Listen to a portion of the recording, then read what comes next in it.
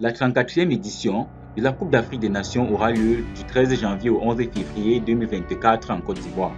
Les Sénégalais sont les tenants du titre. Ils ont battu les Égyptiens de Mohamed Salah au tir au but en finale lors de la dernière édition. Qui succédera au Sénégal?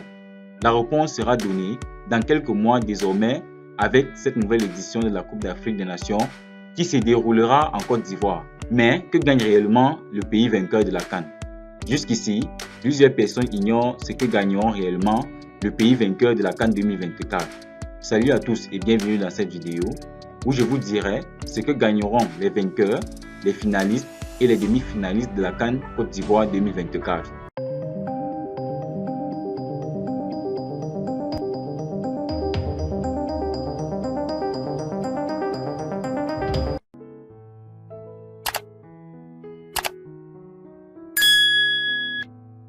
Tout d'abord, le vainqueur de la CAN remportera un trophée prestigieux et une belle dotation à la clé.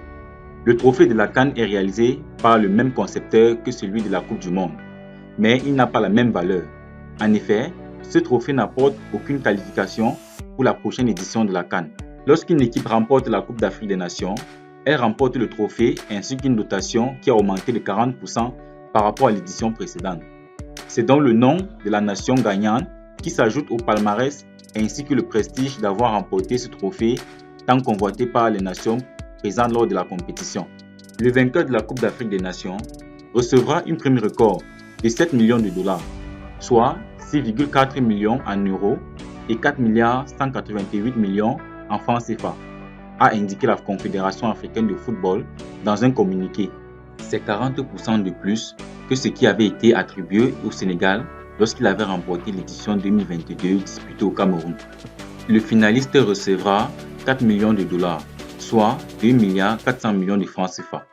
Les demi-finalistes recevront 2,5 millions de dollars chacun, soit 1 500 millions de francs CFA, a-t-on indiqué dans la même source. Le président de la CAF, Dr Patrice Motsepe, a déclaré: la CAF a réalisé des progrès significatifs au cours des 2 dernières années en augmentant le prix de la CAN et de toutes ces autres compétitions majeures. Nous avons augmenté le prix en argent du vainqueur de la CAN à 7 millions de dollars, soit une augmentation de 40% par rapport au prix en argent de la précédente CAN.